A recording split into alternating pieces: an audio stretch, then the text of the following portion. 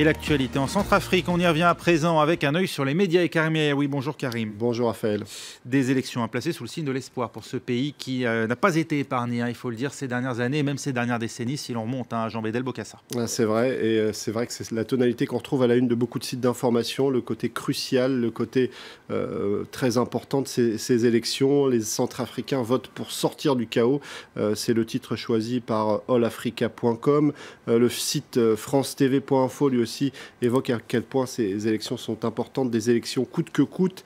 Le site du Monde, lui, s'arrête un instant sur ce scrutin avec des images, l'espoir au fond des urnes, après 3 ans de guerre en Centrafrique, des images qui témoignent de la ferveur d'une population qui sent bien que c'est peut-être l'occasion ou jamais de sortir du chaos. Le site internet Courrier International reprend un article publié sur le site du journal burkinabé Le Pays. Enfin au bout du tunnel, point d'interrogation, parce que le site est tout de même inquiet en expliquant que c'est une chose d'organiser des élections, c'est autre chose de les réussir, tout de même avec ce petit message d'espoir, avec l'espoir que Bangui retrouvera son surnom de Bangui la coquette et qu'on oubliera un petit peu Bangui la roquette. Cet autre site internet, le journal de Bangui, s'arrête un instant sur une bande dessinée, celle de Didier Kassaï, qui s'appelle Tempête sur Bangui, qui est sortie en octobre dernier. 8 planches qui racontent à quel point ces derniers mois et ces dernières années ont été difficiles pour la population. Il revient sans détour sur la prise de pouvoir en 2013 par les rebelles de la Séléka et évidemment cette période de chaos qui a suivi.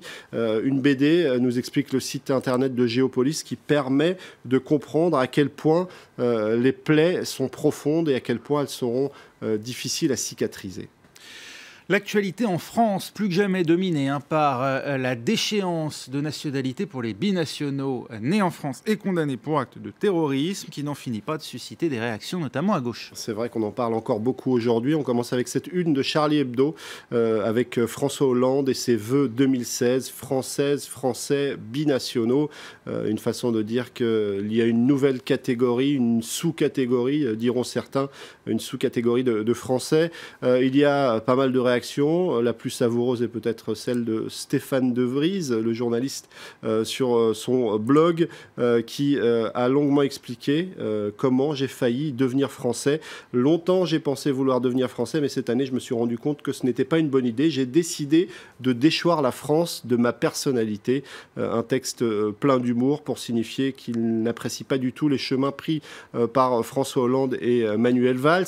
Et puis, sur cette question de déchéance de nationalité, il n'y a pas forcément de clivage. On s'aperçoit que Nathalie Kosciusko-Morizet et Jean-Pierre Chevènement semblent sur la même ligne.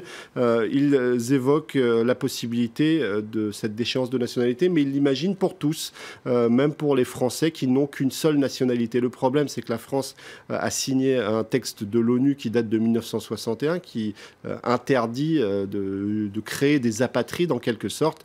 Alors du côté de NKM, on pense plutôt à une peine d'indignité nationale. On imagine même peut-être du côté de Jean-Pierre Chevènement de revenir sur ce texte signé en 1961. Et puis un autre homme politique de gauche s'est fait entendre, c'est Pierre Joxe, qui évoque cette gauche vivante et qui se dit heureux de voir les réactions face à ce projet de loi constitutionnelle qu'il qualifie de stupéfiant. Évidemment, ça va continuer à faire réagir dans les prochains jours et définitivement c'est le débat de cette fin d'année. Qui est Rachid Birbak, imam ou imposteur ? Alors c'est vrai qu'on parle beaucoup de lui depuis quelques heures. Rachid Birbak qui a donné une interview à nos confrères de France 3. Il était invité sur le plateau de la chaîne et il se présente comme président de l'Assemblée des musulmans de Corse. Alors certains téléspectateurs se sont imaginés qu'il était tout à fait légitime pour parler des événements de Corse. Le problème, c'est que cette association a été créée très récemment et qu'elle représente très peu de personnes. Un certain nombre de personnes en Corse ont signifié que que cet homme n'était nullement représentatif. Et ce n'est pas la première fois, puisqu'en 2014, il s'était présenté comme l'imam d'Auxerre avant que les fidèles de la mosquée qu'il était censé représenter expliquent qu'il ne représentait que lui-même.